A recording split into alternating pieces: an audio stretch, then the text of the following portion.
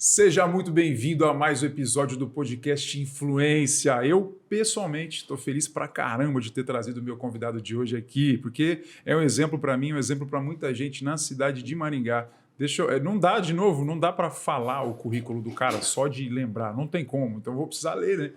Ele é faixa preta de jiu-jitsu, fundador e líder do CT Gorilla Team, do qual eu tenho orgulho de fazer parte. Ele vai me zoar daqui a pouco, vai falar que eu faço parte só de vez em quando. Ele acumula um currículo que impressiona qualquer pessoa dentro e fora do jiu-jitsu. 2 vezes campeão europeu, 4 vezes campeão brasileiro, tanto na categoria de peso quanto no absoluto, 4 vezes campeão sul-americano, 4 vezes campeão internacional master, e segura isso aqui, ó, mais de 115 medalhas de ouro na International, vou mandar o inglês agora, na International Brazilian Jiu-Jitsu Federation, que é a Federação Internacional de Brazilian Jiu-Jitsu. Com vocês, Juarez Santos. Fala, mestre, tudo bem? Eu fiquei até com vergonha agora. É muito currículo, É pô. muito elogio aí, né? Mas é uma trajetória que, para falar, acaba sendo tão rápido, né? Mas para conquistar leva um tempo, né? Então, foram dias de trabalho duro, dias pesados aí, mas vamos que vamos. Vai dar tudo certo aí. A gente tá tentando alcançar alguns objetivos ainda para poder fechar esse ciclo de competições, né? 42 anos hoje, eu pretendo parar de competir até os 50 anos de idade. Mas a gente fala que vai competir, mas tem muito Master 4, 5, 6 competindo ainda.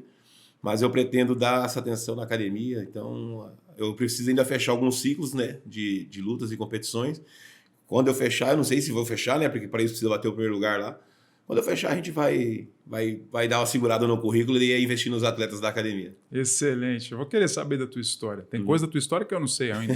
Eu sei que muita gente do próprio CT não sabe ainda, então a gente vai contar. Mas antes disso, eu quero saber o seguinte: a gente fala muito para empreendedores aqui. E você é um empreendedor de jiu-jitsu, agora está com o CT2 lá, que é o... Putz, para mim é o CT mais bonito de Maringá. Obrigado, tá bonito demais aquilo lá. Mas vamos falar do cara que vai treinar, o cara que é empresário, que é empreendedor, o cara que é autônomo, que ele tem que dar conta do salário dele, né? Ele não está na CLT. Esse cara vai treinar jiu-jitsu. Faz alguma diferença na vida do cara o fato dele treinar jiu-jitsu? E eu quero saber assim, qual é a diferença do cara treinar o jiu-jitsu e treinar a musculação, por exemplo? Eu sei que cada um tem os seus méritos, maravilha, mas o jiu-jitsu tem umas coisas específicas, né? O cara tem que sair ali do sufoco, de alguma maneira ele tem que vencer perrengue no tatame. Você acha que isso ajuda o cara na vida particular, na vida de empreendedor? O que você acha? O jiu-jitsu ele é um esporte de contato, né? E como você citou a musculação você tem às vezes um contato somente com o seu personal, que você está ali na hora do treino, mas a grande maioria dos atletas ali, das pessoas que treinam na academia, é com o seu fone de ouvido isolado no seu canto, né? É isso mesmo. Fazendo o seu ferro, sua musculação, puxando ali seu treino. O jiu-jitsu já é um esporte diferente, você já entra na calçada da academia e você já consegue esquecer os seus problemas ali na calçada da academia, porque você já encontra o Zezinho, o Chiquinho, o Antônio, o Marquinho, e começa a conversar e resenhar e fala do futebol, e daqui a pouco você vai entrando até chegar no tatame.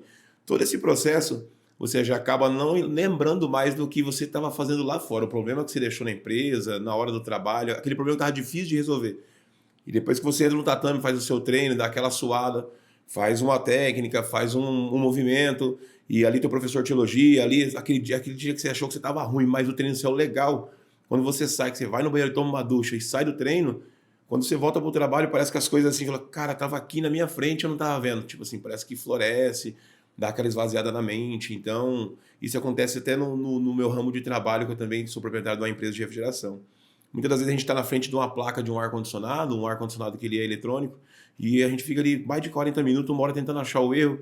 O que a gente faz, os mais antigos, onde eu fiz 24 anos de refrigeração, a gente adotou uma maneira assim, ó, saia da frente do ar, vá tomar uma água, vai dar uma voltinha, depois você volta de novo que você vai conseguir achar o defeito. Então, praticamente um empresário hoje CLT que treina, que vai na hora do treino ali, que ele não tem ali, só tem aquele horário para poder estar treinando, além de ter o contato físico, né, que a pessoa está ali, faz o movimento e tudo mais, mas é um período que ele não consegue lembrar dos problemas. É muito difícil. Vai ter hora que vai lembrar? Tem problema que você vai conseguir lembrar lá dentro, sim.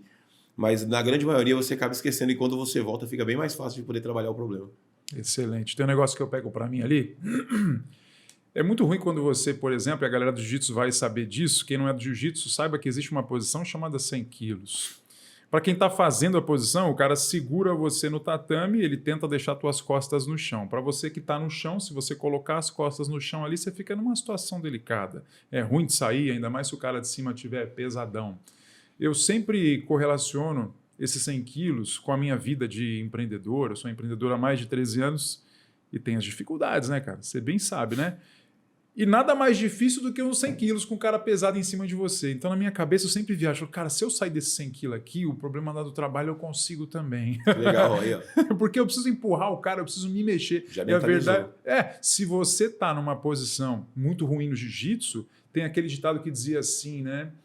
Quem pode, pode, quem não pode, se sacode. Exatamente, Já ouviu? exatamente. Então, no jiu-jitsu, assim como no empreendedorismo, e eu quero ver se você acha que isso faz sentido, quem pode, pode. Quem não pode, se sacode, irmão. Se você está por baixo e você não se sacudir, acabou para você. E no seu negócio também, né? Tá ruim, o negócio não vai bem, não vai bem. Aí você desanima, aí você entrega, acabou para você. Então, o que você acha disso que eu falei? Faz sentido? Faz e total sentido. Quando eu vou lutar, por exemplo, às vezes vai ter alguém assistindo esse vídeo, eu acho que passa pelo mesmo que eu, e não tem como não passar, que eu vejo vários podcasts e várias pessoas falando a mesma coisa. Todas as vezes que você vai entrar na hora da luta, inclusive acabei de lutar o brasileiro, o frio é o mesmo, desde quando você era faixa branca. O frio na barriga, você faz as suas técnicas ali, você faz todo o seu planejamento para poder fazer as estratégias, na verdade, de luta. Mas o frio ele é o mesmo. E quando você olha o adversário que está do lado, muitas das vezes você não sabe se ele é forte, se ele é guardeiro, se ele vai passar, você tem uma noção. Mas a estrutura do seu atleta que está do lado ali, do seu adversário, você consegue olhar essa estrutura. Eu, por exemplo, eu luto na categoria pesadíssima, que é acima de 100 kg é livre. Então eu lutei com um cara já de 190 quilos, 189 quilos. Caraca. Também já nesse brasileiro agora com caras de 140, 170 quilos. Então assim, você quando olha, eu estou ali, eu vou entrar na área de luta, a primeira coisa que eu faço, esse cara tem que se preocupar comigo, que eu já fui campeão europeu, que eu fui campeão brasileiro, que eu fui campeão tal, essa semana eu treinei bem, eu consegui finalizar fulano, ciclano. Então assim, eu começo a fazer mentalizar isso para mim. Eu trago isso para mim e eu já entro com a mente mais blindada, né? Então a gente blinda. Uma vez que você olha pro teu adversário e você já fica assim, ó, perdi. Nossa, esse cara é forte. Esse cara não sei o que lá. Você vai perder a luta. Você vai perder a luta. Então, tipo assim, você tem que começar a vencer essa luta antes de entrar na área de luta. Então, isso aí tem a ver com você, com fonezinho de ouvido ali, quando você tá na luta, que eu vejo teus campeonatos, aí você fica ali, você fica meio que dando uma balançadinha, você olha reto assim, às vezes você olha um pouco pro chão. Você tá fazendo isso? Você tá imaginando? Exatamente. Ali quando eu tô... eu não gosto de conversar com ninguém na área de luta. É ao contrário de alguns atletas que eu já vi que adoram ficar batendo papo. Eu fecho a minha cara, é um momento meu, eu preciso me concentrar. Já aconteceu e são rituais meus, né? Já aconteceu de eu esquecer meu fone e eu perder o campeonato porque eu não estava com o fone. O que você ouve ali? Vai, conta aí pra galera. Cara, as 3 primeiras coisas que eu ouço uns 3 louvor. 3 louvor. Eu escuto uns 3 louvor ali e peço sempre para Deus assim que eu possa entrar e sair do tatame. Eu tenho muito medo de um acidente. E acontece, né? Acontece. A gente tem... Como eu já tive alguns problemas no coração e tal... Hoje está tudo normalizado, né? Com controle de pressão, mas eu tenho muito medo muitas das vezes de morrer num infarto dentro do tatame, né? Mas vou morrer feliz, morrer fazendo o que fez, né? Mas eu peço a Deus, eu preciso voltar para minha família. Então eu fico ali louvando tal, isso, aquilo. Mas quando que eu tô vendo que tá chegando a hora da minha luta, eu já troco esses 2 louvor por 2 músicas bem aceleradas. Porque eu não posso entrar emotivo lá dentro. Sim. Eu não posso entrar, tipo... Senão você vai dar outra face, irmão. Eu não posso escutando um Voz da Verdade, uma Lauriette, não dá com a Cassiane, não tem como entrar escutando isso aí, porque, tipo assim, eu vou tocar no kimono do cara chorando, não tem como. Eu já vou... Não dá. Então eu já tenho que colocar logo assim, meter um Linkin Park mesmo. Entendi. E o negócio tem que estar acelerado porque daí só hora que você solta o fone, aí todas as vezes, se você tiver num campeonato meu que eu não ajoelhar na beira do tatame, pode ter certeza que eu deixei de agradecer a Deus. Desde a minha faixa branca, todos os árbitros já me conhecem. Eu fico de 10 a 15 segundos de joelho e peço mais uma vez, fora o tempo de aquecimento. Me guarda, me protege. E toda a luta minha que você vê que eu ganho, eu nunca... já comemorei lá na Colorida, que eu não tinha tanta essa noção. Mas hoje eu só olho para cima e ergo o dedo e agradeço a Deus. Obrigado por ter me sustentado. É isso aí. Sim. Excelente. Tô viajando aqui nisso. Tá viajando? Tô lembrando de você lá, tô lembrando das musiquinhas. Tô pensando o seguinte... como música influencia o nosso humor. Cara. Muito. O que você falou é interessante, porque assim, primeiro você vai entrar num clima de agradecimento. Está escrito na Bíblia que Deus habita no meio dos louvores do seu povo. Então, quando você coloca o louvor ali, você atrai a presença de Deus. Maravilhoso. Começa a arrepiar aqui já. E aí, depois, você precisa de um gás. Aí você bota uma música bem agitada, ou seja, música. Música nada mais é do que comunicação. Então, dependendo do que está sendo comunicado para você, e o nome do nosso podcast é influência, dependendo do que está sendo comunicado, você se influencia. Primeiro, se acalma, entra naquele estado de paz e depois, aquela batida deve já falar direto com o coração e a batida do seu coração começa a seguir aquilo junto, você entra no clima, é comunicação, é influência o tempo todo. Exatamente. O primeiro campeonato que eu lutei de preta foi o São Paulo Open. Eu me lembro que eu fui estrear o São Paulo Open, eu já vinha ganhando tudo nas coloridas. Só para você entender, eu consegui ser campeão brasileiro peso absoluto na faixa marrom 2 vezes, 2 anos consecutivos. Lutei a pandemia toda.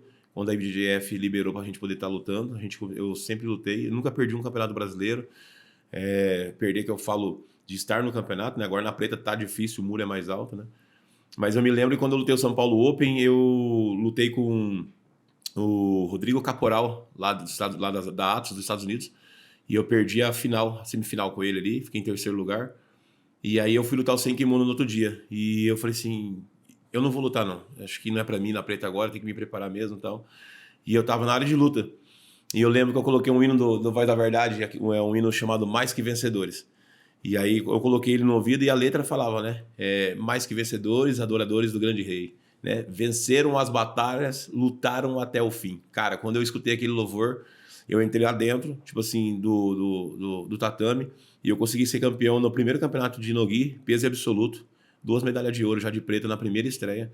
Então, assim, o louvor influencia. O louvor, a música, ele influencia tanto pro bem como pro mal, né? Tem muita gente que escuta um rap para poder fazer um assalto. Tem gente que escuta uma música sertaneja para poder trair. Verdade. Mas também tem gente que escuta um louvor para poder agradecer, para poder pedir, para poder ser grato. Então, a música tem um poder muito grande. É verdade. Agora, você está falando de palavras que influenciam, porque a música influencia, beleza. Você é treinador, você treina outras pessoas. Tem alguma situação que você lembra que o que você falou fez toda a diferença para o atleta, ele foi lá e virou o jogo? Já aconteceu isso aí? Já. Eu estava Agora está com uns 2 meses. 2 atletas meus, faixa preta, foi lutar um campeonato aqui em Londrina. E eu só pedi para eles assim, ó, eles já vinham lutando alguns campeonatos, né? E batendo na trave de 2º lugar, 3º lugar. Falei, ó, vocês vão ser campeão. Eu vou pedir só uma coisa, me ouve. Só me ouve. E aí eles falaram assim, beleza, consegue lutar esse campeonato e me ouvir? Consigo. Então tá bom. E eles foram lutando e da maneira que eles iam lutando, eles obedeciam o comando. Ó, agora você puxa pra guarda. Segura um pouco, vamos tentar arriscar agora, vamos fazer tal coisa, isso, aquilo. E nesse processo todo deles ouvirem, acabou o final da luta, foram campeão, fecharam o pódio, 2 medalhas de primeiro. O que eu tenho a dizer com isso daí? Quando você está atento a ouvir a voz de alguém, ou de Deus, ou do seu coach, ou do seu professor, não tem como dar errado. Porque quem está pro lado de fora tem uma visão mais ampla, tem uma visão melhor. A pessoa consegue enxergar melhor.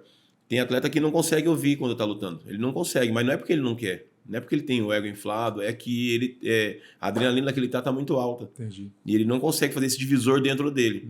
A minha esposa ainda brinca comigo que eu consigo estar conversando com ela e estar resolvendo um problema de matemática ao mesmo tempo. Assim, que legal.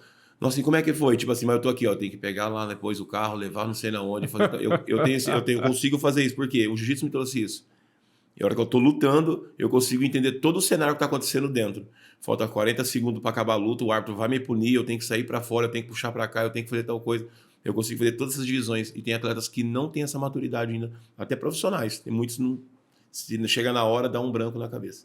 Além do que você falou, eu também acho que o cara, quando ele tá lutando lá, aí de repente ele não tá ouvindo a voz do treinador, ou de repente o treinador tá quieto. Aí ele se entrega aos pensamentos que ele tem na cabeça dele. Vai saber que pensamento que tá lá. De repente o cara, pô, tá difícil, pô, tô cansado, caraca, o braço tá doendo, caraca, ele tá movimentando muito rápido, não tá bom. Aí de repente entra a voz do treinador. Não tem como ter 2 vozes na cabeça ao mesmo tempo. Ou você ouve o treinador, ou você ouve a sua voz interna. Então, se você está ouvindo o treinador, fico pensando eu que você anulou a voz interna negativa. Você acha que faz sentido isso? Faz sentido. E eu sempre lutei muito sozinho, né? Eu tinha meu professor da minha antiga equipe, e ele quase não conseguia acompanhar os campeonatos. Quando ele estava lá, ele fazia a frente, mas várias vezes que ele estava no campeonato, ele falava assim, ó, pode ir lá lutando, lá que chegou a sua luta, você já sabe, tem que fazer. E ele ia cuidar dos menos graduados, até mesmo de alguém que era graduado, mas não tem essa experiência, né? Então, eu luto desde a minha faixa branca. Então, eu não tenho tanta dificuldade de lutar sozinho, até porque eu tenho muitos amigos. Então, todas as vezes que eu vou lutar, sempre aparece um ou dois ali que falam assim, Juarez, está sozinho? Eu falo todo. Ele fica ali gritando o tempo, tá? Ô, juiz, fui punição, não foi? Eu fui lutar em Lisboa 2019, 2020. Eu tive companhias lá dentro para lutar. No World Pro em Abu Dhabi também, lutei o Mundial World Pro em Abu Dhabi agora 2023, ou 2024, se não me engano. Eu também tive gente para gritar lá para mim sem precisar levar daqui de casa. Porque, tipo assim, a gente tem bastante amizade, esparramados e tudo mais. Mas eu aprendi de 3 formas quando eu tô lá dentro lutando. Primeiro, ouvir a minha voz, o meu sentido ali, né? O que eu desejo fazer. Quando não tá funcionando, ao mesmo tempo eu deixo ela conectado junto com a do meu professor. Então, o meu pensamento e o do meu professor tem que estar conectado junto. Ele tem que estar junto, o que ele está falando e o que eu estou fazendo. Só que quando ele não está fora, você vai conectar com quem? Então. Você vai conectar com o professor do adversário. Porque é no erro dos outros que você aprende. Você fica ouvindo o que o cara tá falando. Vai agora, pega a gola dele aí, a manga, e vamos fazer uma raspagem. Opa, ele vai pegar a minha gola e manga. Não posso deixar a gola e manga sobrando. Aí eu vou fazendo ao contrário. E não tem o esquema que o cara fala, tudo que eu falar para você, o Juarez vai estar ouvindo, então eu vou te falar o contrário. Eu acabei de falar da conexão do professor e o aluno. E se ele estiver conectado com o professor e o aluno vai fazer aquilo que o coach mandou. Sim. É difícil ele fazer um jogo inverso. Não vai rolar tipo isso assim, aí, né? Você fala assim, vou mandar você mergulhar por baixo, mas daí você faz o que você quiser. Se eu falar por baixo, você vai por cima. Porque ele não sabia que aquele atleta ia cruzar comigo. Por exemplo, assim, no brasileiro tinha 60 atletas. Certo. Então eram 6 lutas. Como aquele professor sabia que ia ser comigo, que ele teria que fazer aquela função, então é muita informação para a cabeça do atleta, ainda mais no campeonato de peso. Coisa, né? Então assim, eu aprendo a conectar 3 pensamentos. O meu, comigo sozinho. Se meu professor está comigo ou qualquer outro atleta que está me ajudando, eu me conecto com ele. Mas não tem essa conexão, eu vou no erro do adversário. Então o adversário está ali, ele vai fazer tal coisa. Ei, dá para entrar uma mão de vaca. Eu já seguro as mãos na faixa. Tá entendendo? Vamos tentar raspar. Ele vai tentar raspar. É melhor eu abrir a guarda aqui e já fazer a minha primeiro. Já fazer uma guarda-laço. Fazer isso, fazer aquilo. Então eu tento me fazer essas conexões para não dar erro. Se você for traduzir isso para o mundo empresarial, isso aí tem a ver com eu estar atento na concorrência. Exatamente. O que os caras estão fazendo? O que eu estou vendo no Instagram dos caras? Eles vão? Qual que é o próximo movimento? Não, você é louco, vamos fazer aqui também, não, vamos fazer melhor. Rola isso, né? No meu, é praticamente assim, quando eu resolvi dar aula, eu já estava na faixa roxa, meu professor nem queria deixar eu dar aula, mas ele acabou confiando em deixar eu dar aula. E eu falei assim, eu queria dar aula, tenho vontade de dar aula, já dou aula no projeto da igreja e tal. Ele falou, não, pode ser, pode dar aula. Aí minha esposa perguntou, tem certeza que você quer? Eu falei, tenho. E nós vamos crescer. Se eu fosse ver o quanto os professores atual da Maringá e região demoraram para estar onde está hoje, eu não era para estar nem com 15 alunos. Né? Mas o que eu fiz? Essa conexão inversa. Eu quero fazer as coisas dentro da minha academia que o meu professor fazia de errado, eu não quero fazer na minha. O que ele acha que é o certo, que eu não acho que é certo, eu quero projetar dentro da minha. Uhum. Então, o que eu fiz? Eu peguei as coisas boas da onde eu trava, já é uma receita de um bolo. Tá? Eu coloquei o bolo. A receita eu já tinha do bolo, eu já sabia como é que eu tinha que fazer. A única coisa que eu coloquei foi uma Nutella, joguei um confete em cima, coloquei um pouco mais de leite condensado, um pouco mais de amor, um pouco mais de carinho. E na história da Gorilla Team, em 6 anos que a gente já estamos aí, são praticamente 170 alunos só na nossa sede aqui embaixo, perto da Igreja de Bola de Neve. Aqui. Só na sede. Então, só na sede são 170 alunos. Então, pouco tempo, né? Hoje, igual você já falou, você conhece a CT Gorilla Team 2, que é lá em cima. Nós temos uma filial em Marialva e 2 filiais em Curitiba também. Tem Curitiba também? Tem Curitiba também, 2 filiais. Uma em 4 Barras e uma em Piraquara. Show de bola. Então, se você olhar para a trajetória minha de tão pouco tempo como professor, mas como é que você faz? Eu fiz a conexão, aquela terceira conexão, me conecto com aquilo que a fulano faz de errado, na minha não pode acontecer. Eu errei? Já? Eu errei. Se você me perguntar, você já teve alguns erros que você fez? Já. Teve uns que foram grosseiros. Mas a gente tem que errar. Nenhum empresário só faz e acerta. Todos têm que errar. Né? Então, às vezes eu errei de não fazer uma aula num dia tal, às vezes eu errei numa faixa que eu dei. Tá entendendo? Às vezes graduei alguém que não era para ter graduado. Entendi. Não tira a minha faixa azul, não. Pô. Não, pelo amor de Deus. Eu vou voltar lá. Eu prometo. O índio que me quebrou. Você vai ver, viu, índio? O índio passou no processo aí. Diz que 4 horas saiu meio cansado, né? Verdade, né? Tô esperando o Ricardo, ver se o Ricardo vai também. Diretor, vamos ver se o diretor... Já teve no tatame o diretor aqui, não? Só fazendo filmagem. Só... Só fazendo Só filmando. filmagem. Me fala de um. Eu quero saber dessa história, mas só me conta isso, porque você deu risada quando você falou. Qual foi o erro grosseiro que você cometeu, que você lembra, que você quer contar para nós? Acho que o erro mais grosseiro que eu cometi foi graduar quem não merecia estar com a faixa. Existe um ditado que fala assim: dá o poder para uma pessoa e você vai descobrir quem ela é.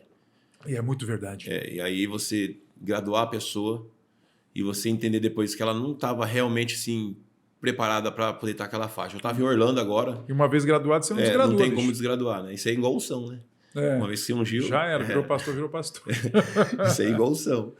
Eu estava em Orlando agora, na casa de uns amigos, e a gente estava trocando uma resenha, era 2 da manhã, sobre tempo de faixa, sobre estar graduando, isso e aquilo, e um cara muito gente boa, Ricardo Cabeça, inclusive tomara que um dia ele venha aqui fazer um podcast, que ele é um cara excelente para você trocar uma ideia com ele, e escutando algumas coisas deles ali também, inclusive do meu professor, mestre Rui Pedro Venâncio, um cara que eu amo pra caramba.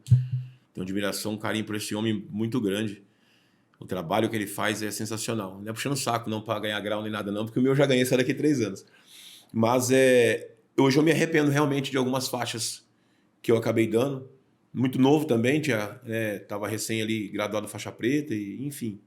Acabei tendo que graduar alguns alunos ali nessa trajetória. Não vou falar qual faixa, né? Porque senão às vezes o aluno assiste o vídeo e fala, foi eu? Fui eu. Mas é uma faixa que, tipo assim, a gente acabou graduando e infelizmente a gente percebeu que não estava preparado para a faixa, né?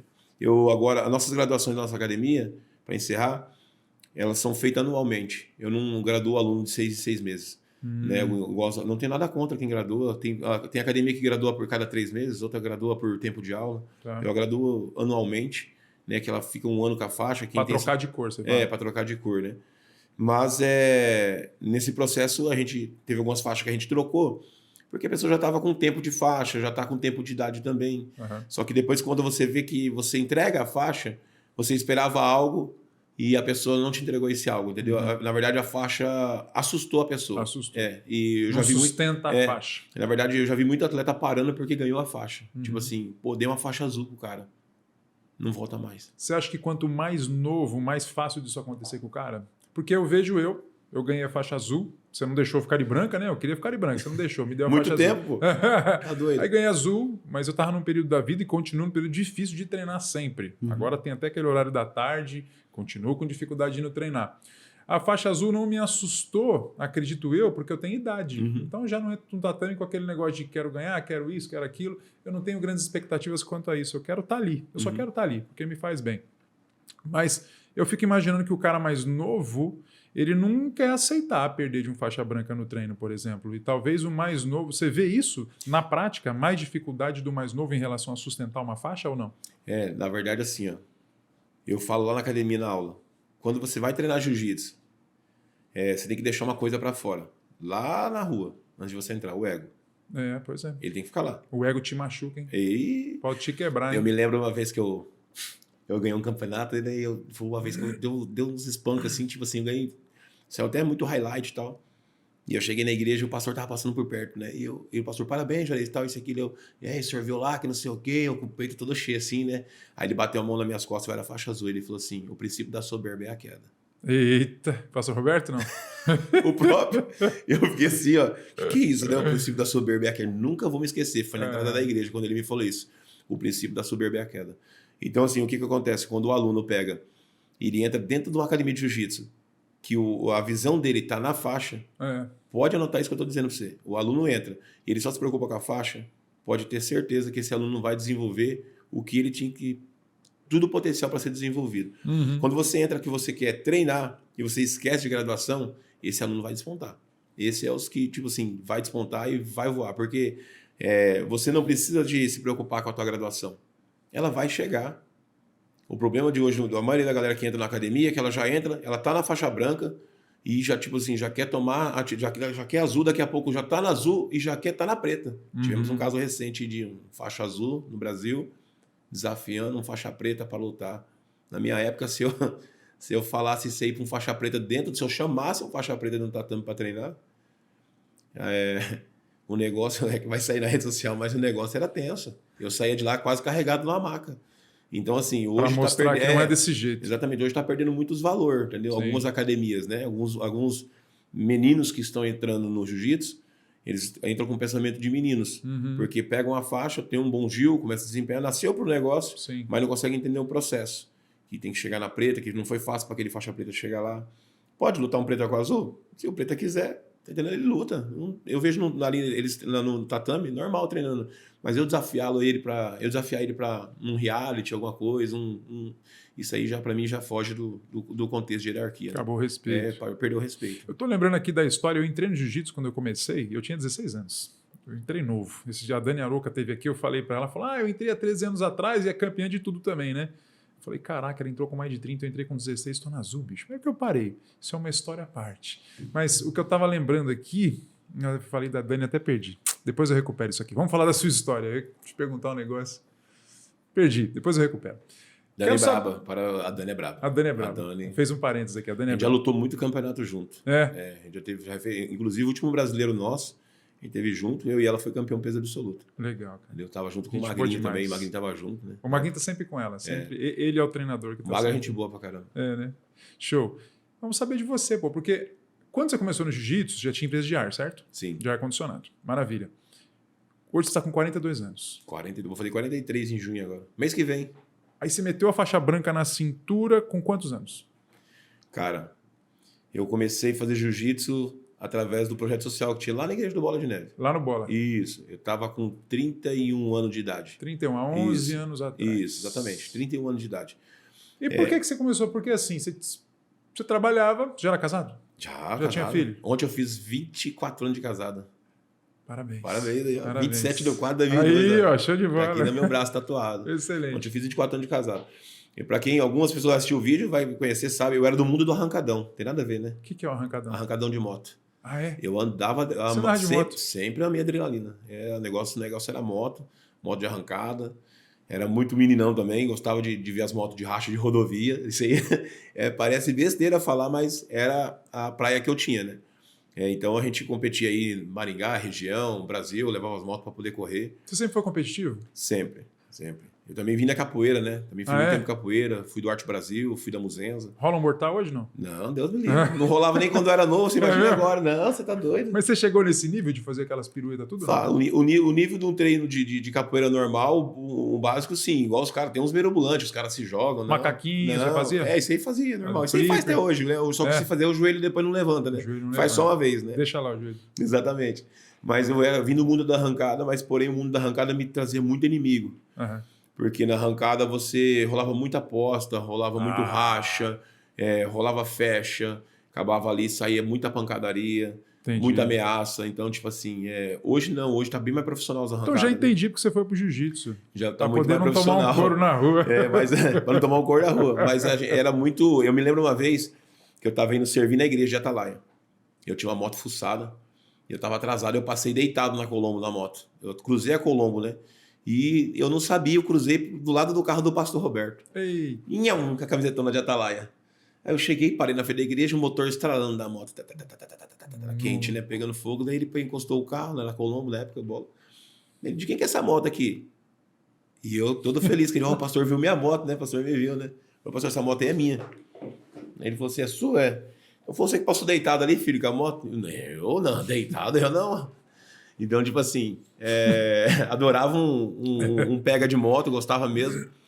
Só que no último pega que eu fui de moto, eu tive um piloto meu que se acidentou, ele quase morreu.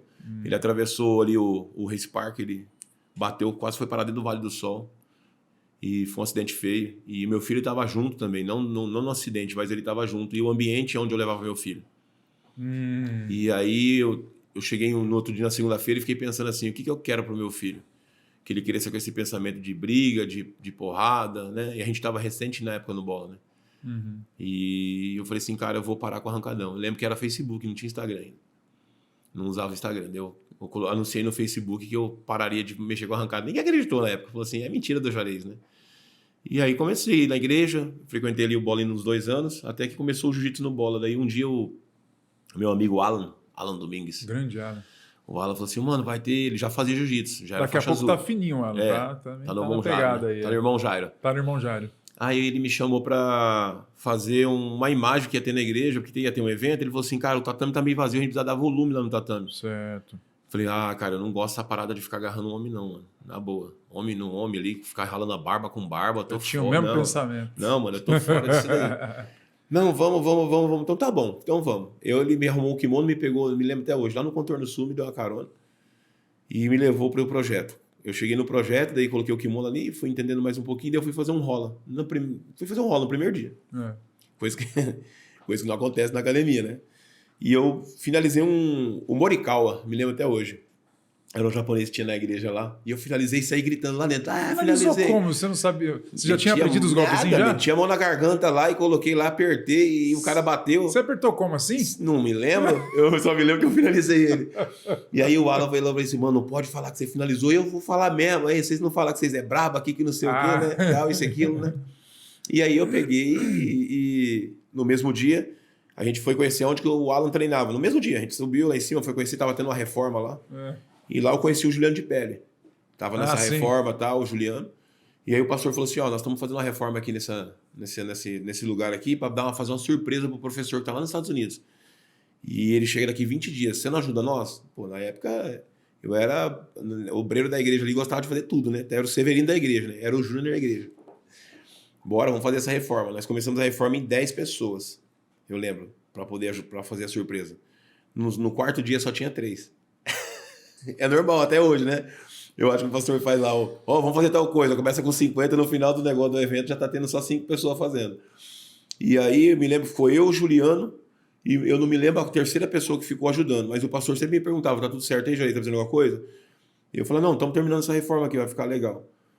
E o Juliano falou assim, mano, traz um kimono que você tá treinando um projeto lá, pra quando a gente tiver um tempinho a gente treina. Aí eu fiz 2 aulas com o Juliano ali, ele falou assim, você não quer participar de um campeonato? Não, vai ter semana que vem? Falei, que jeito, rapaz, tá doido? 4 aulas. Ele falou assim, cara, você tem um dom, cara. Vamos, eu tenho certeza que você vai ser campeão. Eu fui lá em Paranavaí. Olha uma palavra te influenciando. Exatamente. Eu com uma semana de aula, eu fui pro campeonato em Paranavaí. Eu lembro que eu fiz 2 lutas, ganhei as lutas, e eu fui pra final e fechei a final com um aluno da nossa academia. E eu fiquei com o 2º lugar. E aí, primeira vez na minha vida que eu ganhei uma medalha que era realmente que eu tinha participado, que não foi meu piloto que pulou em cima de uma moto. Sim. E eu cheguei dentro de casa, falei, cara, fui campeão lá, aqui a medalha e tal. E aí nós tínhamos uma criança autista na igreja. E a criança viu a medalha lá no projeto social. Eu me lembro até hoje que ela pegou a medalha e ficou com a medalha na mão. E eu falei, agora o menino tá com a minha medalha, né? Perdi. Eu falei, você quer essa medalha pra você? Ele falou, quero. Eu falei assim, então ela é presente sua. Caraca. E eu dei minha medalha pra ele. Por que você deu a medalha pra ele? Porque fazia mais sentido aquela medalha pra ele naquele momento do que pra mim. Tipo, a felicidade que ele tava... eu acho que ele tava mais feliz com a minha vitória do que eu próprio, né? E é curioso o negócio da medalha que passou uns meses, eu fui lutar um campeonato. E esse campeonato era chamado Sul-Americano. E eu fui de branca e a gente foi lutando do lado da chave e tinha um outro atleta da nossa academia lutando do outro lado da chave. Quando chegou na final, me falaram que a gente tinha que fechar, que a gente não podia lutar. Só que deram a medalha de ouro pro menino que era mais velho que eu de academia, por tempo de academia. Por tempo. E eu fiquei triste com aquilo. E o que eu fiz? Eu cheguei aqui em Maringá, eu peguei minha medalha e falei, pô, eu também fui campeão. Eu tirei a fitinha com todo cuidado, comprei um spray dourado e eu pintei minha medalha. Olha. Eu pintei de ouro. E olha como que é o poder da fé. E eu cheguei na academia com a minha medalha pintada de ouro e eu fui, na época, um dos maiores motivos de risada dentro de Maringá. Por causa disso. Na época não tinha figurinha, mas eles tiravam as fotos grandonas e colocavam aqueles quadrinhos de nuvem em cima. Certo. Olha, minha medalha, não sei o que lá, não sei o que, isso, aquilo. Cara, eu virei assim, uns 60 dias de chacota em Maringá por causa daquela medalha pintada de ouro. Medalhinha e não sei o que lá tal. E só que, pra você entender que talvez uma brincadeira que você tá fazendo com alguém é só uma brincadeira, mas pra pessoa tá ferindo ela. E aquilo me magoava muito, porque, tipo assim, eu tinha um sonho de ter uma medalha de ouro da federação. Sim. E aí eu falei assim, um dia eu vou ter uma medalha de ouro da Federação Brasileira. Um dia eu vou ganhar uma medalha para guardar, para deixar guardadinha na minha casa, da Federação, da CBJJ. Eu tenho certeza que um dia eu vou chegar num lugar mais alto. Então, aconteceu, né? Devagarzinho eu fui ali no projeto social, foi as coisas acontecendo. E aí eu fui lutando com um campeonato ali, outro campeonato lá. E tudo começou dentro do projeto social da Igreja Bola de Neve. Então...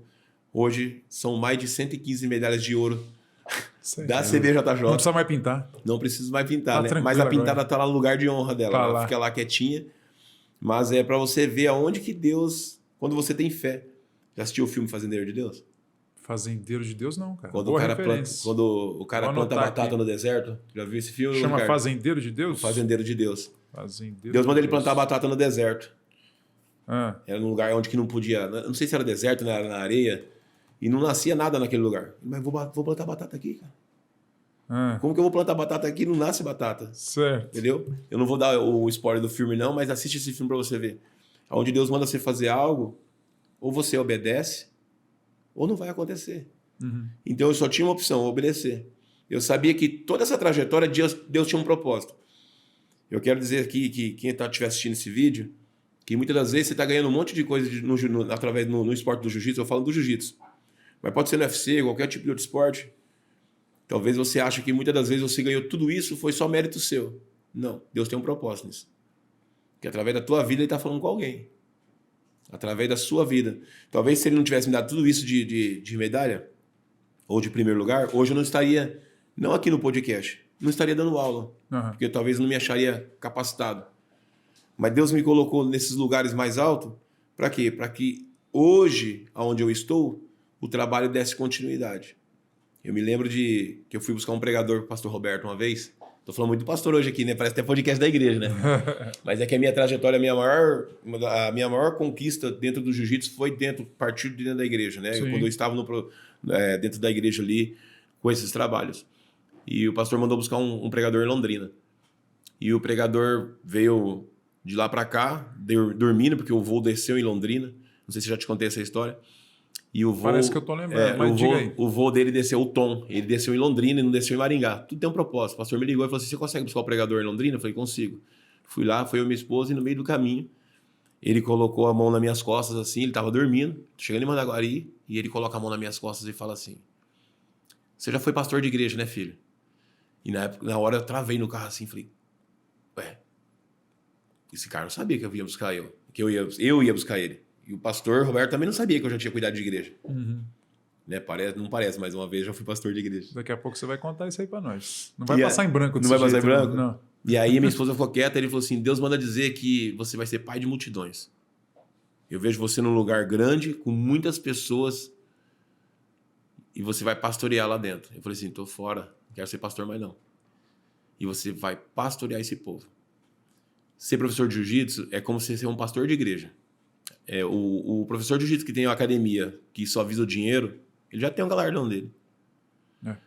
O dinheiro da mensalidade faz diferença para mim? Faz, eu vivo disso, né? Paga as contas da academia também.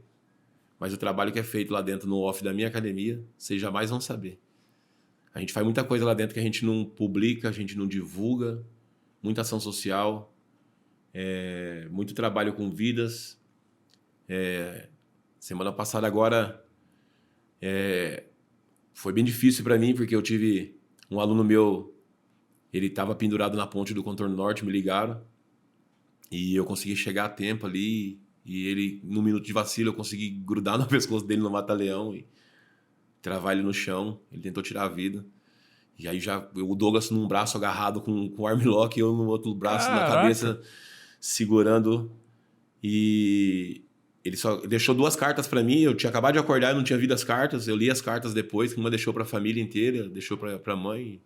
Não podia nem estar falando isso, mas como minha esposa fala, o problema do povo hoje é que eles tentam abafar quando há algo de suicídio, ela acha errado. Acho que tem que ser falado mesmo, porque o suicídio, quando você deixa tudo quieto, as pessoas vão fazendo e vai ficando tudo por aquilo. Quanto mais você fala, mais você tem o poder de alcançar pessoas que não entendem o processo que aquela pessoa está passando. Por exemplo, assim, quando eu falo do suicídio, eu abro um alerta na tua cabeça para você prestar atenção naquela pessoa que está dando sinais. Na hora. Você concorda? Então, eu acho que a mídia às vezes abafa tanto, mas deveria abrir mais. Ah, mas será que vai cometer mais suicídio? Não, cara. Eu acho que vai ser diferente o efeito. Vai fazer as pessoas começarem a prestar atenção naquela pessoa que está dando sinal para o suicídio. Essa é a grande realidade. Então, o jiu-jitsu ele faz isso com a gente. Né? Hoje, a minha academia, eu não tenho ela só como centro de treinamento de Guriatim. Eu tenho como uma igreja. Eu não consigo acabar a aula e ir embora para casa. Você está achando que eu acabo a aula, desligo o celular e vou embora para casa? Não. Tem vezes que meu celular é meia-noite, eu estou ali um pai falando, é com um filho que está com TDAH, o filho que não quer ir para a escola, é o marido que está com problema dentro de casa com a esposa. Eu vi os depoimentos lá dos pais de crianças falando como muda a vida das crianças. Exatamente. Então, assim, a gente faz todo um trabalho que não é só não fica só na mensalidade da academia, ajuda bastante. Mas esse trabalho do Tom, quando ele falou pai de multidões, é isso. Eu não sei ainda até onde vai essa profecia alcançar, né? Onde vai alcançar essa multidão, se já esse é o limite que Deus tem para mim, tá tudo certo se for. Mas eu faço um trabalho assim que para mudar a vida das pessoas mesmo, não é só para poder ganhar, porque hoje o que tem muito acontecendo hoje é professores abrindo academia e só vendo a mensalidade. Não, vamos lá, dessa porrada, querendo formar lutadores para combater a carne. Uhum. E eu não formo lutadores ou pessoas para combater a carne, mas para combater a vida. Tipo assim, eu quero formar pessoas para vencer a vida. Porque quando eu morrer, Gibran, como é que vai ser? O que eu quero que pensem de mim? Pô, o Juarez é um cara, pô... Né? Não, o Juarez era aquele cara que gostava de inflamar o coração da pessoa ali para ela brigar mesmo e não sei o que. Isso aqui. Não. Eu já conheci assim algumas pessoas. Eu já fui assim, na faixa azul e na faixa roxa, até no começo da minha faixa roxa. Eu era muito briguento. Quem me conhecia, quem eu vi, por quê? Era um processo que eu estava conhecendo o esporte, trazia da época do arrancadão. E teve professores que até hoje chegam em mim e falam assim: cara, eu te achava muito chato. Você era muito marrento. Eu falava do mesmo jeito, você era muito marrento. Por quê? Porque era meu jeito, mas lá de trás. Sim. É um processo. Com o tempo Deus foi mostrando, a gente foi entendendo como funciona no Gil. Esse aluno do suicídio melhorou? Cara, graças a Deus melhorou. Tá top. A gente tá converso todo dia, mando pra ele que eu amo ele. Eu tava no Brasileiro mandando pra ele assim, ó, te amo, sabe disso, né, professor? Obrigado. E aí eu gravei um vídeo, né? Eu sei que esse vídeo eu não deveria ter gravado, né? Muita gente fala assim, essa hora você não tem que gravar isso aquilo, mas eu tava com ele no Mata-Leão, com as pernas fechadas, e eu catei o celular e coloquei, ó, tô gravando esse vídeo aqui, e ele em lágrima, né? Pra você, quando eu estiver dando a tua faixa preta pra você, eu vou passar esse vídeo no telão. E eu quero mostrar pra todo mundo, assim, ó, e dizer assim, ó, valeu a pena não ter desistido. Então, eu já tentei, né? Também. Então, eu sei que minha sogra, na exata hora que eu tava com o pensamento, ela entrou dentro do quarto e pediu pra mim não fazer, né? Não faz, então... Eu já passei por isso, então eu sei como é que é. Se eu tivesse cometido, talvez eu... Você já passou por isso? Já passei por isso. Já tive vários pensamentos, já. Já tive, já. E mesmo dando aula. Não na faixa preta, né? Nas faixas coloridas, né? Passei por um processo muito difícil na faixa marrom da minha vida. E eu achei que desistir era a opção. Porque eu não aguentava ver o sofrimento que eu causei na vida da minha esposa, né? Então, aquilo causou na minha vida, né? Na verdade, eu fiz o sofrimento, mas causou na minha vida. E eu falei assim, cara, zero sentido estar aqui agora. Mas, assim, se tem uma pessoa que é forte, chama a Caína, minha esposa. Aquela mulher ali é porradeira mesmo, né?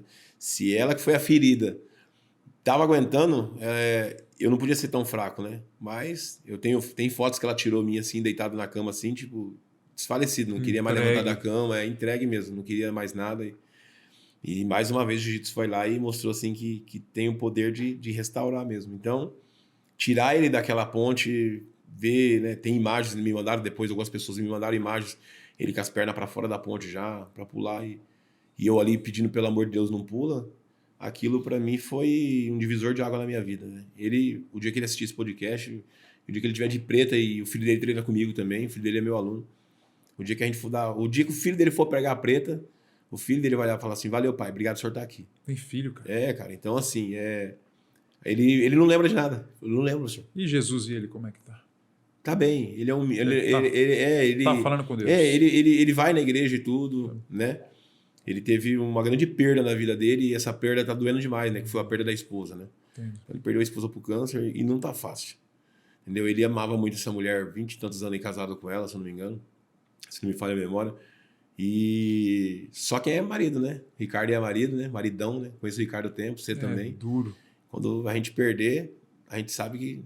Eu não sei como é que vai ser, nem quero saber, porque 24 anos, né? Vivi mais com a minha esposa do que com a minha mãe, que faleceu esse ano passado. É isso que eu ia falar agora. Você teve uma perda recente na sua vida e não foi fácil. Sabe o que eu ia perguntar? Se a sua mãe, se ela teve influência sobre você, porque assim... Eu reconheço que você tem um coração grande, e eu sei disso na prática. Você veio aqui fazendo nós chorar, né, bicho? Aí, ó. Essa é minha Vou falar um negócio, viu? Eu tenho a Larinha, você sabe, né? A gente chegou lá, a Larinha é minha filha com síndrome de Down. Aí quando a gente chegou lá, o jeito que você recebeu ela, cara, foi muito legal. E ela lembra disso, ela quer ir lá treinar e A tal. Larinha é o nosso fechamento. Aí eu fico pensando, esse coração que você demonstra no tatame lá, tem a ver com a sua mãe? A minha mãe foi uma guerreira. Eu tava lembrando dela domingo agora, né? Eu não consegui entrar na casa dela muito ainda, né? E ontem, domingo, eu entrei de novo dentro da casa dela. Terceira vez que eu entro dentro da casa. Mas o meu pai, ele saiu de casa quando a gente tinha 9 anos de idade. Quando eu tinha 9 anos, meu pai chegou em mim e ele falou assim, ó, essa aqui é sua nova mãe. Me mostrou outra mulher. Falou assim, o pai vai embora e eu já volto. É pesado, né? Caraca. E aí meu pai foi embora de casa e nesse processo do meu pai ter ido embora de casa, a minha mãe virou alcoólatra. Já estava um pouco no alcoolismo, mas terminou de virar alcoólatra. O que a dor faz com a pessoa, né, bicho? Eu, com 9 anos de idade, eu dei banho na minha mãe, né? Eu buscava minha mãe, tinha um bar perto de casa, eu buscava ela bêbada no bar, ela tava caída lá na calçada. Você é filho único? Não, tenho mais 2 irmãos. E aí, eu trazia minha mãe bêbada para dar banho dentro de casa, né? Então, e acho que a parte mais difícil foi quando o meu vizinho falou assim, olha, eu comprei um videogame, vamos brincar aqui? Vamos. E aí eu comecei na brincadeira do videogame sofrer os abusos, né? Eu fui abusado por um bom tempo, né? Pelo meu vizinho. E o meu vizinho... É até difícil de falar porque eu trabalho com muita criança e eu não sei se quando você tá na academia, você sabe todo o cuidado que eu tenho com criança porque eu passei por isso, sabe, Ricardo? Então eu não amarro faixa em cintura de menina. Lá é menina que amarra na menina. Quando eu não tenho opção, eu peço para uma mãe amarrar. Se a mãe não sabe, daí por última opção vai eu. Eu evito tocar no corpo de menina. Ah, professor, não tem nada a ver. É meu, é um cuidado. No mundo de hoje é um cuidado. Nós temos 16 câmeras na academia também. Os meninos a gente amarra. Toda vez que eu vou amarrar, não sei se vocês nunca perceberam, mas eu viro o menino de costas pro pai, para ele ver eu passando a minha mão nas costas para amarrar a faixa. Para a criança se sentir mais confortável e o pai também. Porque você não sabe como destrói a vida de um homem o abuso, né? Eu fui abusado e por muito tempo eu tentei, depois de grande, tirar a vida por causa disso. Esse sofrimento e tudo mais, foi até contei agora também. E da última vez agora, tô aqui porque é uma parte difícil de falar. Eu falei isso no Legendários, né? Para mais de 100 e poucos homens lá. E teve um dia que eu resolvi realmente ir lá e matar o abusador. Porque eu precisava de matar a minha dor, né? Entendi. Você associou que se você dor, matasse ele, a tua dor morria junto. A minha dor sairia, né? Eu precisava de... Não era justo ver o cara ali, né? Eu sei os abusos que eu passei, enfim. Eu peguei e fui. Eu acordei e falei assim, hoje vai. Hoje ele vai pro vinagre. Eu tô descendo o contorno, eu já tava praticamente ali uns 2 quilômetros da casa dele. Você tinha quantos anos nessa situação aí? Foi há uns 7 anos atrás. Foram muitos anos de dor. Muitos anos de dor mesmo. Quem sofre o abuso, ele não demonstra a dor, mas sofre muito por dentro. A pessoa que é abusada, ela sofre muito. E o problema maior hoje é que, principalmente hoje no mundo as mulheres que são abusadas, muitas têm até vergonha de falar porque depois eles invalidam. Você vê a situação que teve no jiu-jitsu agora aí de abuso, não vou falar o nome, mas o camarada já tá aí no ginásio, pra lá e pra cá, nego batendo palma, elogiando o cara e ficou impune, né? Eu não tenho como provar, né? A gente não tem, não posso nem falar isso, mas é a mulher que fica envergonhada de novo, que sai como ruim, né? Então quem é abusado sempre sai como ruim, parece como se tivesse a culpa do acontecido. E quando eu tava para chegar no lugar do acontecido, eu recebi um telefonema de uma cliente minha, chama Maria Fernanda. Eu falo isso, ela é evangélica também. E eu catei e falei com a Maria Fernanda. Ela me ligou e falou, você não vai vir mexer no meu ar? Eu falei assim, eu não posso agora, no momento. Desliguei. Ela ligou de novo. Eu falei assim, você tinha combinado que era 9 horas. Eu falei assim, tá, mas eu não vou. E desliguei de novo. Daí ela ligou e eu tô indo. Ela ligou de novo, começou a ligar. Ela falou assim, ei, tá acontecendo alguma coisa com você? Você nunca me tratou desse jeito? Eu falei, tá, e eu não posso falar. Ela falou assim, tem certeza? Eu falei, tenho. Ela falou assim, eu não posso te ajudar? Tem certeza? Tem, você não pode me ajudar. Ninguém pode me ajudar agora. Ela falou assim, eu não posso te ajudar, mas só tem uma pessoa que pode te ajudar agora, que é Deus. Aí eu peguei e eu parei o carro assim e falei assim, Maria Fernanda, eu vou na sua casa mais tarde, eu vou ver o que eu faço com o seu ar aí, eu preciso resolver um negócio agora. O que tá acontecendo, Juarez? Eu não posso falar. Fala. Aí eu falei, ó, eu tô indo matar um cara agora. Um cara que abusou de mim. E ela catou e falou assim, Juarez, não faz isso não, você vai acabar com a tua vida. Eu falei, não vou fazer, não vou acabar. Eu vou salvar a minha vida. Eu preciso tirar essa dor. Doía demais. Você não tá entendendo? Doía demais saber que ele tava impune de tudo isso. Daí ela falou pra mim assim, olha, faz um favor, vamos fazer diferente. Tô sentindo de falar algo pra você. Vai lá e pede perdão pra ele. Nossa. Eu falei assim, pedir perdão pro abusador? Aí você tá... Pedir perdão pro abusador. Tá bom. Não vou fazer. Faz, Juarez. Porque você tá precisando de perdão. E o perdão, quando você perdoa de verdade, eu não tinha essa noção. Depois eu quero finalizar com isso. Eu peguei, eu fui. Eu cheguei lá, desci, bati palma. Aí, tudo bom, Juarez? Joia. Entrei. Aí eu entrei. Aí eu entrei dentro da casa dele e tal. A mãe dele ficou lá na frente, né? Que tava conversando com a vizinha. E aí, como é que tá as coisas? Não sei o quê. Como é que tá a família? Falei, cara, eu vim aqui hoje porque eu vim pra te matar. E ele começou a chorar. Na hora. Eu vim pra te matar. A vontade que eu tinha agora é de deixar você deitado aqui e ir embora. Mas eu não vou te matar não, cara. Eu vim te pedir perdão, já que você nunca teve coragem de pedir perdão pelo que você fez comigo. E aí ele começou a chorar. Eu tenho esse vídeo e essa foto até hoje. A gente fez uma foto. Ele começou a chorar, ele pediu desculpa, que a vida toda dele ele tinha vontade de vir pedir perdão. E ele não conseguia vir pedir o perdão. Tentaram o abuso com o filho dele 2 vezes também. Ele me mostrou, o filho dele estava sofrendo abuso virtualmente. E acho que não sei se tinha acontecido também abuso com o filho dele. Não me lembro muito bem, era muita emoção na hora. E aí eu me lembro de eu ter... Ele falou, posso te dar um abraço? Como abraçar? Putz. Falei, pode? Aí a gente deu um abraço, a gente tirou uma foto. E aí na hora que eu tava saindo, eu falei pra... A mãe dele tava conversando com a vizinha, eu falei assim, a senhora que é a dona da casa ali, daqui, né, onde eu morava? Ela falou assim, sou. Eu posso entrar lá? Só um minutinho?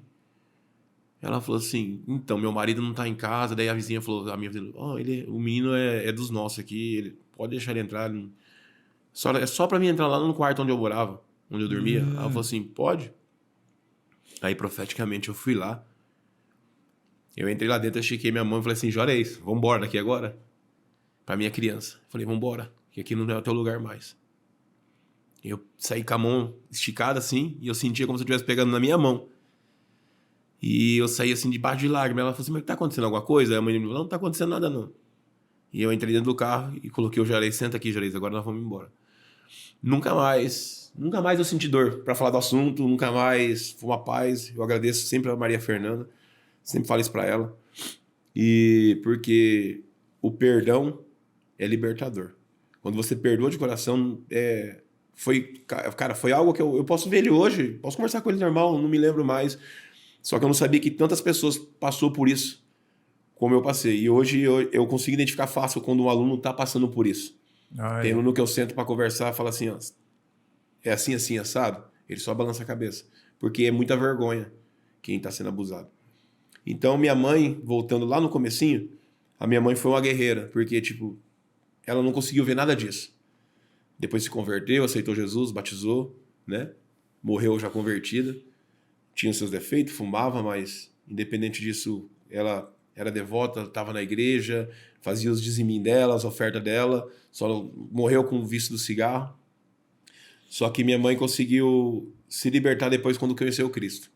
Depois, quando ela aceitou a Jesus, a vida dela mudou. Então, assim, a minha mãe, ela tem um... Não foi aquela mãe, assim, que foi tão presente, porque ela cuidava.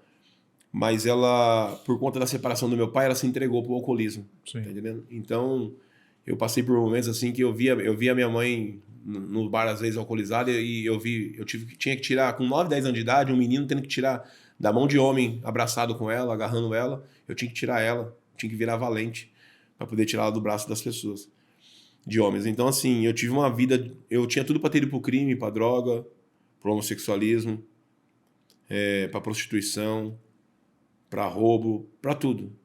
E eu tive opções. Mas quando eu conheci a Cristo, com 14 anos de idade, quando eu batizei nos 14 anos de idade, não vou falar pra você que a gente conhecia Cristo de verdade, mas a gente conheceu a palavra. Uhum. A gente veio entender a palavra mesmo depois dos 18 anos de idade, ali, que foi onde eu já estava casado com a Caína. Já Você estava casou pregando, cedo. casei cedo, né? A Caína tinha 16 anos de idade, eu tinha 18. Você 18. O Matheus já veio com 17, quando a Caína tinha 17 anos, o Matheus já estava no mundo. Já estava aí. Tava no mundo, né? E hoje ele tá lá no ponto. Hoje em dia, né? Hoje é crime, né? Casar com a menina de menor, né? Há 24 anos atrás não era, né? Mas a gente casou, né, da igreja, tudo certinho, né? Então, mas essa trajetória toda até chegar aí foi muito sofrimento. Então, eu louvo a Deus pela vida da minha mãe. No último campeonato agora mesmo. É muito difícil lutar agora sem ela. Ela sempre ia? Não, mas ela sempre mandava mensagem, se cuida, isso e aquilo. Certo. Então, você tava junto com ela junto. E o mês que vem agora é o dia do aniversário dela. São datas pesadas também. Uhum. Mas todo mundo vai. Então, isso aí. é o que me conforta. Então, vamos para cima. O importante é que morreu em Cristo, conhecendo a palavra. E o jiu-jitsu, ele tem esse poder de libertação, né? Eu passei por esse momento tão difícil da minha vida, em onde eu pensei em tirar ela, e mais uma vez o esporte foi lá e me resgatou, né? Então, não só a mim, mas quantas pessoas estão na academia, que você tá do teu lado muitas das vezes ali na academia, e tá passando por um problema. Eu tenho alunos dentro da minha academia que tem problema com a sexualidade. Eu não posso falar que é problema, isso não é um problema, tá? Tem alunos que acham que o povo vai achar que é um problema da sexualidade. E eu não tenho um problema com isso. Professor, tem um problema com a sexualidade. É problema para você? Para mim não é. Eu abraço. Tem academia que, tipo, cara, olha com o olho torto para isso. E eu amo da mesma maneira. Desde do homem. Se treinar um homem na minha academia que gosta de homem, tá tudo certo. Se treinar uma mulher que gosta de uma mulher, tá tudo certo. Eles respeitam o tatame dentro do limite. Eles respeitam. Tá tudo ok. Só que para eles, às vezes, é muito difícil dentro de casa que ainda não sabe. E o único lugar de refúgio é onde que é? É o tatame. Entendeu? Ou, quando não é um tatame, é uma igreja. Né? Então, hoje, não o meu tatame, como de vários professores do Brasil, tem a tendência de acolher. Tem tatame que é igual a igreja, tá, pessoal? O jiu-jitsu, hoje, de verdade, é uma igreja. Só para você entender. Tem a igreja que te leva a conduzir a um encontro genuíno. E tem igreja que te leva para baixo. E tem. Então, tem uma academia que te leva a conduzir ao caminho certo, como tem academias que te levam para o caminho errado também. Uhum. Tem aquela que o professor é o cara que vai para o hotel no campeonato, vai dormir, vai descansar, porque no outro dia tem que acompanhar alunos. Tanto que aquele professor que, quando acaba o campeonato, vai tomar cachaça, vai para bagunça, vai para aquilo. Então, lembra aquele ditado? Diga-me quem tu andas e eu vou falar quem tu és. Uhum. É bem isso aí. Exatamente. Agora me fala uma coisa, a gente está indo para o fechamento já. Rede social. Bom, primeiro que momentos até muito tensos para você tirou foto, você filmou, como foi o caso do aluno lá, que você foi resgatar, você filmou, você tirou foto, e muito interessante quando ele pegar a preta dele, de fato vai ser um momento muito marcante. Quando você foi lá confrontar teu abusador, você tirou uma foto com ele. É um negócio que você gosta. Tirar foto, documentar a vida, momentos importantes, enfim. Em relação a Instagram, a rede social, isso te ajuda a ter mais aluno? É algo que faz diferença para você hoje? Então, eu sou muito livre aberto, né? Tem gente que pega no meu pé. Meu professor Rui já se fecha mais, se blinda mais, né? Mas eu. Tipo, onde fui levar minha mulher para jantar, eu gravei a trajetória toda até chegar lá. Uhum. E aí, galera, tô levando a gata pra jantar, que não sei o que, papapá. É eu. Por quê? Eu tô mostrando quem eu sou de verdade. A rede social hoje, ela tem dois poderes, de mostrar uma verdade e uma mentira. Uhum. Então tem pessoas que você vê que tá ali, cara, que posta foto, que nossa, meu casamento, isso aqui, e tipo assim, a gente sabe que, tipo assim, cara, já tá assinando o papel do divórcio. Já tá, você tá entendendo, cara? Tipo assim, você sabe que não tá bem. Mas tá mostrando algo e vivendo outro. Só mostra o bom. Isso, exatamente. Hoje, dentro da minha rede social, do meu Instagram lá do Juarez Santos, eu prego o que eu vivo. Eu vivo aquilo. Então, galera, não sei o que, tô comendo, gente do céu, tô aqui com a minha... Rapaz, minha mulher, olha o que ela tá me fazendo passar aqui nesse carrinho. Esse dia ela me levou pra andar no trem da alegria aqui na cidade. Não sei o que, cara, que vergonha alheia, aquele negócio, e aí daí passa o povo buzinando, e o povo lá na rua, Juarez, não sei o que. E eu tô mostrando... É isso, tá entendendo? Eu tô mostrando por quê. Que você também... O que eu tento levar? Que a vida ela é simples, que você tem que ser aquilo que você é, tá entendendo? E você não precisa ser um professor chato. Tem professor de jiu-jitsu que é muito chato, cara. Desculpa, cara. Você não consegue ter acesso ao cara. É verdade. Tá entendendo? Tem pastor de igreja que você não conseguiu nunca nem cumprimentar o cara. Ô, tudo bom? Você acha que tá, tipo, se fecha, se blinda, tipo, sou Deus. Que isso, cara? É. Que sentido que faz eu pregar a palavra ou eu pregar o jiu-jitsu se eu não consigo dar acesso ao meu irmão? A própria palavra fala, se eu não amo meu irmão a quem eu vejo, como eu posso falar que eu amo a Deus a quem eu não vejo? Se eu não consigo colar no cara aqui, trocar uma ideia, tá ali, abraçar. Então, tipo, é isso. Tipo assim, eu gosto de ter acesso a todo mundo. Por mais que pegam no meu pé, inclusive meus alunos, meus black belt, meu faixa preta, professor, o senhor se abre muito, fecha um pouco mais. Não consigo, Gibran. É meu, não consigo. Eu já chego dando risada no portão da academia, eu já pego um kit aí. Quem mandou você entrar com o pé 5? Pega a vassoura lá. É o meu. Eu não consigo seguir a metodologia. É como se eu fosse... Eu faço mais ou menos igual a congregação cristã. Você pode perceber que se você for numa aula minha, ela não é igual a todas as aulas. Tem gente que não gosta de ir em academia de jiu-jitsu ou musculação com personal, porque o cara chega lá, tipo assim, nossa, de novo, hoje é tal... Fica repetitivo. Cara, a minha aula do começo ao fim, você não vai repetir uma igual o ano inteiro. Por quê? Porque é nosso, mano. É diferente. Tipo, a gente vive aquilo, a gente é aquilo. A gente não consegue intitular um papel que não é nosso. Simplesmente eu quero mostrar assim, cara, já teve um dia tão difícil hoje. Você passou um dia corrido, passou um dia tão, né? Desculpa a palavra, lazarento. Eu vou chegar aqui e vou te minar, tipo, colocar num quartel. Você vai olhar pra cara de um cara assim, já tá, você acabou de sair de casa, obrigado que amanhã chega lá, o professor tá assim, ó. Parrudo. Paga 10 aí. Desce no peito no chão. Não, então vamos. A gente é assim com quem? Com as crianças. A gente tem que ser um pouco mais rígido, não dá pra ser tão aberto pras crianças. Porque criança, se você der corda, você perdeu totalmente a sua autoridade dentro do tatame. Então você tem que sempre trazer assim, ó. Você bate e assopra. Bate e assopra. A criança é aqui. Mas o adulto, não. O adulto já passou um dia tão difícil e tal. Então, rede social, eu trago assim pra você hoje, pra gente fechar. Eu sou o que eu sou nela, durante a rua. Você vai me encontrar na rua, eu o que eu sou ali, eu que eu sou na rede social. Tanto eu deixo, ela é aberta até, não é fechada, porque não tem nada para esconder de ninguém.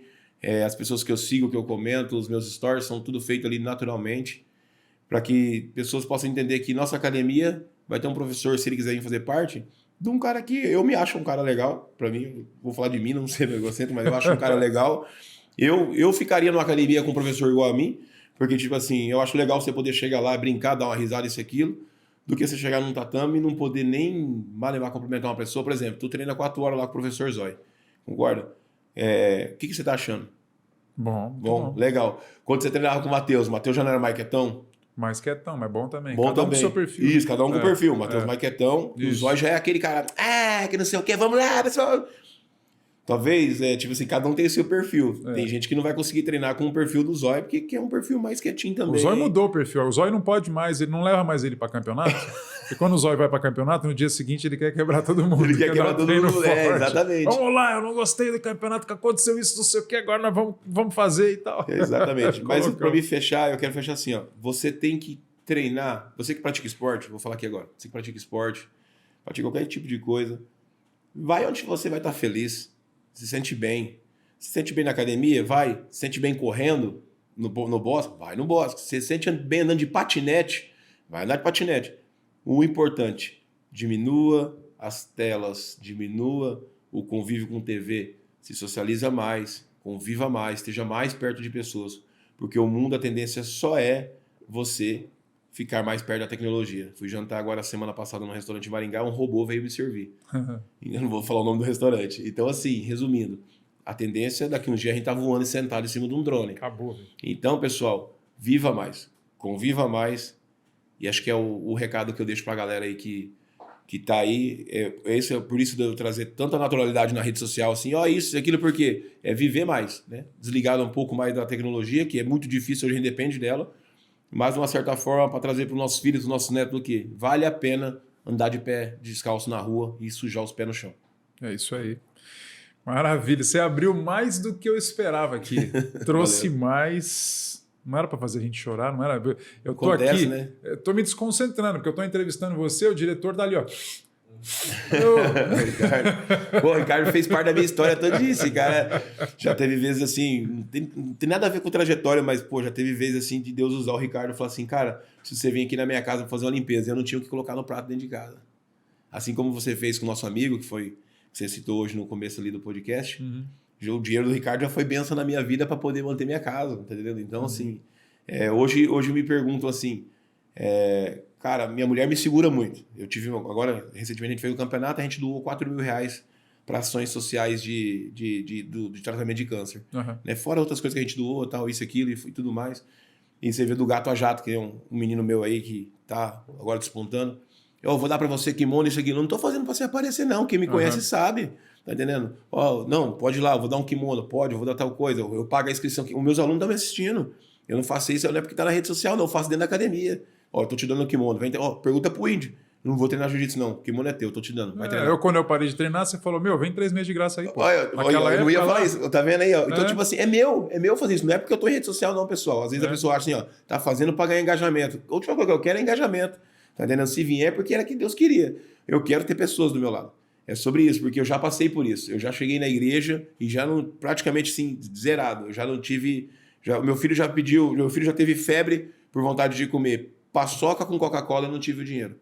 Então hoje, o pouco que eu tenho, eu somo num semáforo, eu compro num semáforo, eu compro cesta, a gente ajuda como a gente pode, a gente faz ação, e tudo no quietinho, a gente não. E essa é a parte que eu não divulgo. Porque o povo fala assim, você deveria divulgar isso aqui. Não precisa. Mas aí a mão que faz a outra não pode saber o que exatamente. A mão esquerda é o que eu levo biblicamente comigo, e mesmo se não fosse biblicamente, eu acho que não precisa dispor tanto, né? Um momento vulnerável da gente, então, esse Ricardo aí, esse cara aí, um grande homem de Deus, cara. Eu gosto muito dele demais. Glória a Deus. Amigão meu, sempre, quando não posso atender ele faz com o outro, mas volte e meia ele me liga, ele falou, você tá com tempo? Eu falo, Ricardo, eu vou tentar. Aí que ele vê que eu não vou conseguir, ele vai lá, mas só dele me ligar, já, assim, o coração já se alegra, porque lembra de você. O que deu para perceber aqui é o seguinte, que dá pra gente ficar conversando mais umas 3 horas de boa. Então, você vai ter que voltar, bicho. Voltar, uma hora a gente volta, dá para voltar com os atletas aí. Exatamente. Vamos fazer mais uma mesa aqui para você contar muito mais coisa, que eu sei que tem coisa para... Tenho muitas perguntas para te fazer, que elas vão levar muito mais tempo. Mas a gente vai guardar isso para uma próxima, então. Nem me fala. E agora eu vou te pedir para você dizer qual é a melhor maneira da pessoa se conectar com você, de conhecer o CT, é pelo Instagram, não é? E depois a gente se despede. Tá. Rede social é Juarez Santos, né? Tem a Gorilla Team também. Nosso celular, nosso site está lá. Se você clicar no nosso site hoje, agradecer ao Thiago Carvalho. Ele fez um site para nós completo de tudo que eu não teria condições financeiras de fazer. Tem. Se você chegar no nosso site lá da Gorilla Team e clicar no site, cara, vai dar até onde eu moro, até que hora que eu tô jantando. Então, tipo assim, o cara é sensacional. Clica lá no site, entra, visita para nossas filiais, marca uma aula experimental, fica à vontade. Agradecer você, agradecer o Ricardo, obrigado por tudo, pela confiança de estar com a gente ali. Agradecer a todos da nossa academia, todos os alunos da Gorilla Team, todos que fazem parte, pai e mãe, em especial a minha esposa e meu filho, porque sem eles eu não consigo ser nada. Eu encerro dizendo assim, empresário, pode ser empresário, CLT, o cara pode ser qualquer coisa na vida. Ele tem que ter alguém, ele tem que ter uma mãe, ou ele tem que ter um pai. É raro aquele que é sozinho na vida. Estou sozinho aqui, eu não tenho ninguém, não tem mais ninguém na minha vida. Ele tem que ter alguém. Né? Ele tem que ter o amor de alguém. Então, seja bênção nesse amor de alguém. Tá entendendo? Eu pego as palavras do Alan quando ele fala assim, talvez para nós essa água aqui não é nada. Mas quando eu faço esse pinguinho de água aqui, na vida de alguém é um oceano. É verdade. Então, assim, seja... Em tudo que você faça, introduza a tua família. Família é em primeiro lugar. Se a família estiver junto, não tem como dar errado. Então, agradeço muito a minha esposa, onde a gente fez 24 anos de casado. Parabéns. O meu filho também, amo muito ele, Matheus, faixa marrom, atleta de fisiculturismo, né? Tá agora fazendo também personal na academia lá junto com o Cabeça. E agradecer ao meu professor Rui Pedro Venâncio e a todos vocês. Obrigado pelo convite E quiser convidar de novo, a gente está aí. Né? Não deu para falar muita coisa, falamos muito, mas não deu para falar tudo. Rapaz, é porque tem muita história, tem mais muita coisa. História. Rapaz, por isso que eu estou falando, nós temos que marcar em breve mais um, porque aí eu já tenho mais um monte de perguntas para te fazer e eu sei que cada uma dessas perguntas que eu vou fazer, as respostas vão influenciar muito bem a nossa audiência. Que legal. Então foi um prazer grande receber você aqui. Obrigado, meu irmão. Tamo junto. E foi um negócio que eu te chamei e você, cara, deixa eu confirmar aqui, vamos ver se dá e tal. E deu, e que bom, cara. É de Deus, é de Deus. Eu não esperava ouvir nem metade das coisas que eu ouvi aqui hoje. Acabou me fazendo chorar, não esperava isso não. Acho que é o primeiro podcast que eu choro. É mesmo, Ricardo? Não? Já tem dois já? Pô, não tem como, né? Obrigado, meu irmão. Não, obrigado, junto, foi um prazer ter você aqui. E obrigado você por ter assistido o podcast Influência até agora. Siga lá o Juarez, a gente vai deixar na descrição aí a maneira de você até fazer uma aula experimental numa das academias, se você estiver em Maringá, em Curitiba ou em Piraquara ou Quatro Barras. Tá, ou em Marialva. Ou Marialva, exatamente. Ou em Isso. Marialva você consegue fazer uma aula experimental em um dos CTs Gorila Team, beleza? Um grande abraço, vejo você no próximo episódio do podcast Influência. Tchau, tchau.